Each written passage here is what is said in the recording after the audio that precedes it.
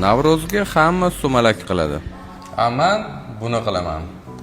Aslida pita non qilish juda ham oson. Spinat va suvni blender qilamiz va bu suvni xamir qorishga ishlatamiz. Retseptlar to'g'ri bo'lsa bo'ldi. Yog', tuz, dro'jji hammasini aralashtiramiz va xamirimiz tayyor. Pita non dunyodagi eng tez pishadigan nondir. Video oxirida bilib olasiz. Alisa 15 daqiqaga taymer yoq. Tayyor. 15 daqiqa. Bugun Alisa menga yordamchi. Singan pita xamirlarini 70 grammdan zuvala qilib chiqamiz. Alisa 1 soatga taymer yoq. Taymerni 1 soatga o'rnatdim. Xamirlar tindi. Un sepib yoyib olamiz. Listlarga terib chiqamiz va 240 gradusda 1,5 daqiqa pishiramiz. Nonlar pishib chiqdi. Ustidan yog' suramiz. 5 daqiqa sovutamiz. Qaychi yordamida kesamiz va ichiga xohlagan nachinkangizni tayyorlasangiz bo'ladi. Alisa 10 gram tuz necha osh qoshiq bo'ladi?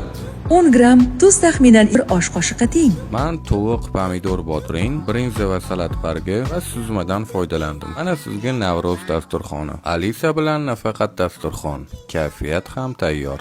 Alisa, zamonaviy Navro'z bayrami haqida ashula qo'y. Oson. Siz uchun zamonaviy musiqa.